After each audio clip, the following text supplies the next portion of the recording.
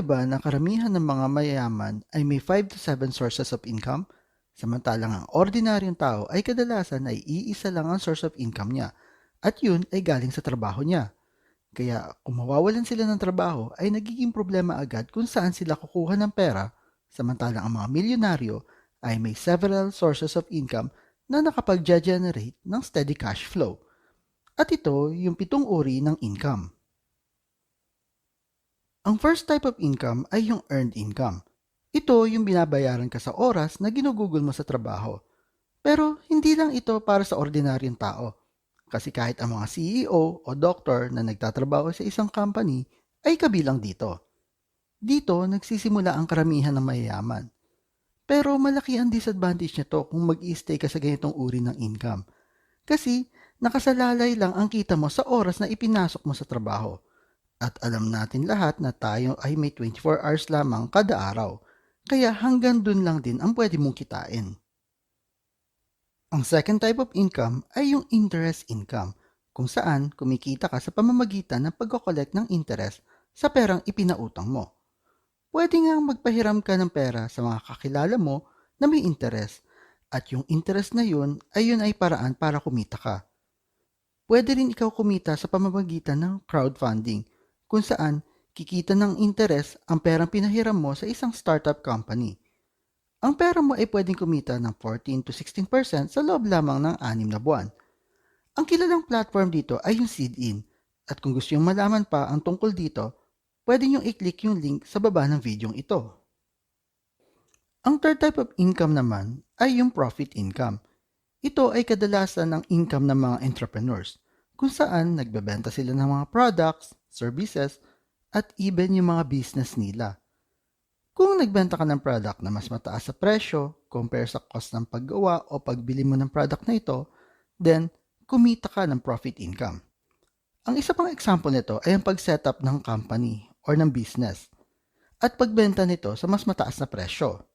One good example nito ay yung mga inasal kung saan binenta ni Injapsia sa Jollibee sa halagang 3 billion pesos. Ang fourth type of income naman ay yung dividend income. Ito ay kapag nag-invest ka sa stock na nagbibigay ng portion ng yearly income nila sa mga shareholders sa pamamagitan ng dividend.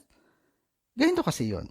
Kapag bumili ka ng stocks ng isang company, considered as part owner ka na nito at entitled ka na makatanggap ng dividends. Ang fifth type of income naman ay yung rental income. Ito ay kapag bumili ka ng property at ipinapupahan mo sa iba. Like nagpaupa ka ng bahay, commercial space o storage rooms. Pero ang rental income ay di lang tungkol sa pagpapaupa ng property. Pwede rin ito sa mga car rentals at construction equipments. Ang sixth type of income naman ay ang royalty income. Ito ay para sa mga authors, composers o movie producers.